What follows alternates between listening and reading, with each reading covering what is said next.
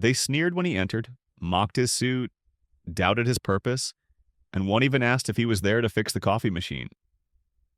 But none of them knew the man they were dismissing.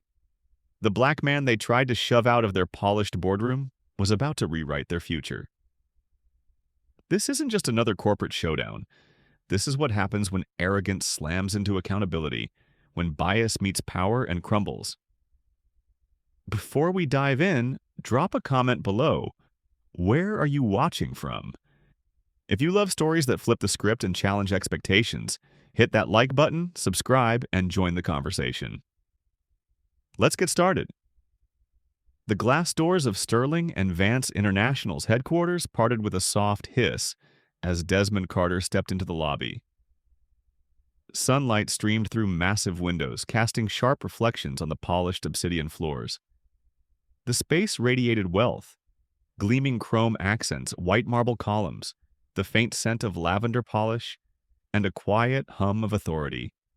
Desmond moved with deliberate calm, his steps steady, polished loafers clicking softly. His tailored graphite suit fit like a second skin, and a sleek leather portfolio hung in his right hand. This was a world he'd navigated countless times, but he knew control didn't always mean acceptance. At the reception desk, a curved slab of frosted glass, a lone employee sat, her fingers dancing across a keyboard. Desmond offered a polite smile and a clear, "Good morning. I'm here for the 10 a.m. strategy session on the 40th floor." The receptionist, her nameplate reading Marissa, didn't look up. Her manicured nails kept clicking, her face lit by the monitor's glow, as if Desmond's presence was a minor inconvenience. He waited, then spoke again louder. "Excuse me, I'm Desmond Carter, here for the 10 o'clock meeting." Silence. Marissa's eyes stayed glued to her screen, her expression blank. Desmond's jaw tightened, but before he could repeat himself, a shadow moved in his peripheral vision. A security guard, badge reading *Tanner*, approached. Mid-40s, broad-shouldered, with a crew cut and a walk that carried quiet authority. Without preamble, Tanner stopped a few feet away and said, "Sir, service entrances are out back. This is for corporate staff only." Desmond turned slowly, his gaze flicking to his suit, then his portfolio, then back to Tanner. "I'm not here for service," he said evenly. "I'm here for a meeting." Tanner's eyes narrowed, as if processing a riddle.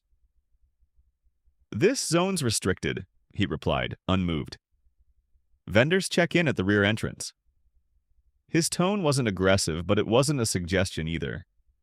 Have you ever been misjudged based on appearance alone? Drop a comment and share. What did it feel like? Desmond didn't budge. "My name is Desmond Carter," he said. "I was invited. 10 o'clock, executive suite." Tanner's expression didn't soften. "That may be, but protocol says vendors go through the back. You'll need to wait there." Desmond let the moment hang, glancing at Marissa, who still hadn't acknowledged him, as if he were a ghost. Tanner's hand rested lightly on his radio, a subtle signal of potential escalation. Desmond had been here before, not this lobby, but this moment, where his presence demanded justification beyond his suit and credentials. "Would you like to see my invitation?" he asked, voice steady. "I have the email." Tanner exhaled slowly, unmoved. Desmond didn't reach for his phone. Instead, he checked his watch. 9:47, 13 minutes until the meeting that would shape Sterling and Vance's next fiscal year. He wasn't just attending, he was set to lead it. Desmond stepped past the desk, ignoring Marissa's indifference, and headed for the elevators. As he pressed the call button, a group of 3 men in sharp suits turned the corner, their laughter loud and careless, coffee cups in hand. Their chatter faded as they spotted Desmond, their eyes scanning him with thinly veiled curiosity. One, a lanky man with slicked back blonde hair, leaned toward his colleagues and muttered, "What's the facilities doing up here?" The others chuckled, not bothering to hide it. Desmond turned slightly, his expression unreadable. The blonde man, emboldened, stepped closer. Hey, buddy, you lost? This floor's for execs. Maintenance lifts are down the hall. His tone was mock helpful, his grin smug. His friend snickered again. Ever witnessed someone being unfairly judged in a professional setting? How did you react? Share in the comments. I know where I'm going, Desmond replied, his voice calm but firm. Do you? The blond man blinked, thrown by the quiet confidence. Before he could retort, a new figure cut through the crowd. Nathan Wells, head of corporate development, his presence commanding, his suit pristine, his eyes sharp with disdain. He stopped short when he saw Desmond. Something I can help you with? Nathan asked, his tone more challenging than question. Desmond Carter, Desmond replied. Here for the 10 o'clock strategy session. Nathan's gaze swept over him, shoes, suit, skin, lingering just long enough to be insulting. And who invited you? He asked, tilting his head. We don't usually open these meetings to external parties. I was invited by Ms. Langston's office, Desmond said, naming the former CEO. I'm consulting on the Apex merger. Nathan's lips twitched into a smirk. Right, consultants don't walk into board-level briefings unvetted. If you're here for IT or catering, that's the 5th floor. His tone was patronizing, his colleagues chuckling behind him. I'm not with catering, Desmond said, his voice gaining a slight edge. You might want to check with your chief operating officer before assuming. Nathan snorted. I don't need to check anything. I know the guest list and you're not on it. The blond man chimed in. Maybe he's here for diversity training or something. The group laughed louder, emboldened. Desmond's eyes locked on Nathan. It's fascinating, he said quietly, how quickly people show their true colors. Nathan's smirk widened, mistaking the comment for defeat. Why don't I get security to help you find your way? He offered, reaching for his phone. Before Nathan could dial, a voice cut through. Mr. Carter. A young woman in a crisp blazer hurried from a side hallway holding a tablet. Apologies for the delay. We're ready for you in conference room 7. Nathan's hand froze, his expression shifting from smug to uncertain.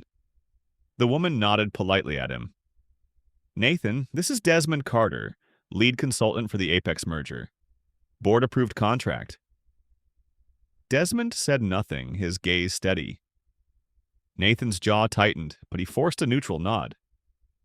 As they moved toward the elevator, Nathan made one last attempt to save face. Hold on, he said, gesturing at Desmond's suit. We have a strict dress code up here. Presentation matters, that's... What, polyester? We recommend wool blends for executive spaces. His tone was condescending, his smile thin. Desmond's eyes narrowed slightly. Thanks for the style advice, he said flatly. I'll keep that in mind when I'm running the meeting. Nathan's smile faltered.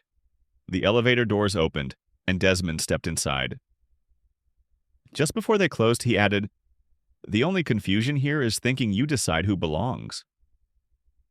The doors shut, leaving Nathan staring at his reflection, the hallway silent. Upstairs, Desmond waited outside the glass-walled conference room, watching the polished interior. Mahogany table, leather chairs, screens flashing financial projections. Nathan entered through another door, taking a prime seat, while a young white intern, disheveled in a cheap blazer, was waved in warmly and seated beside him. The contrast was stark. Desmond, the lead consultant, stood waiting, while the untested intern was welcomed without question. Inside, Nathan leaned toward his assistant, Claire, whispering just loud enough for Desmond to catch through the glass. These people think a suit and a briefcase make them execs. Cute. Claire shifted uncomfortably but stayed silent. The door opened, and the assistant from earlier beckoned Desmond in. They're ready for you, Mr. Carter. The room hushed as Desmond entered, his presence commanding despite the guarded looks. Nathan didn't stand. We were just reviewing market trends, he said, ignoring Desmond. Hope our guest can keep up. Desmond set his portfolio down and pulled out a letter, stamped with the company seal, signed by former CEO Langston. Here's my invitation, he said, approved by Langston and the merger committee. Nathan barely glanced at it. Langston's gone, he said. I run things now. Then, with a theatrical flourish, he tore the letter in half, letting it fall. This is my meeting, and I decide who sits here. Gasps rippled through the room. Desmond's voice stayed steady. That was a legally binding document, he said. You just destroyed company property. Nathan smirked. Sue me. You don't belong here, Carter. The silence crackled. Desmond folded the torn letter and tucked it away. Thank you for showing exactly what this company tolerates, he said, then turned and left. What would you do if someone disrespected you like this in front of a room full of colleagues? Share your thoughts below. Nathan resumed the meeting, smugly adjusting his tie. Back to business, he said. Let's wrap up the Apex merger. But the room's energy had shifted. Claire whispered to Nathan, her face pale. His marker froze mid-stroke, his smirk fading. What? He hissed. She leaned closer. He's not just a consultant. He's the board's appointee to oversee the merger and the entire executive restructure. Nathan's posture stiffened. Before he could respond, the conference room doors swung open. Desmond re-entered, flanked by Vivian Marshall, chairwoman of the Global Equity Council, her presence icy and commanding. Good morning, she said, her voice slicing through the room. I hope we're not interrupting. Nathan stammered, Chairwoman Marshall, we didn't expect. She cut him off. Clearly. She gestured to Desmond. Allow me to introduce Desmond Carter, appointed CEO of Sterling & Vance. Effective immediately. He's here to finalize the Apex merger and conduct a full leadership audit. The room froze. Nathan's face drained of color. Desmond spoke, his voice calm but unyielding. I was brought in to fix internal fractures and redirect this company's path. That starts now. He laid a black folder on the table. I'm also CEO of Paragon Ventures, which owns a controlling stake in Sterling & Vance. Last month, I secured a $15 million investment to save this company from collapse. As part of that, I have authority to restructure any executive misaligned with our values. Nathan's voice cracked. If I'd known who you were... Desmond cut him off. You'd have offered coffee instead of calling security. You only value what you recognize. And you made it clear what you think of people like me. What was your reaction to Desmond's reveal? Did it feel satisfying, or would you have handled it differently? Let us know in the comments. Vivian spoke again. Nathan Wells is suspended pending an ethics review. His access is revoked as of now. A security officer approached Nathan, who stood grasping for dignity but finding none. He left silently, the door closing behind him. Desmond addressed the room. This isn't about revenge, it's about culture. A culture that lets bias hide as professionalism ends today. He displayed a dashboard of performance reviews, turnover rates, and complaints, with Nathan's name flagged for toxic behavior. This company has a choice: protect ignorance or build integrity. Vivian added, the receptionist and security guard have been terminated. Their conduct didn't align with our future. A new slide appeared. Mandatory ethics training for all management, tied to anonymous employee evaluations. Respect will define promotions, not just results, Desmond said. Months later, Sterling & Vance transformed. Desmond led with precision, walking halls, asking hard questions, and promoting overlooked talent. Meanwhile, Nathan faded from the corporate world but resurfaced in a surprising way.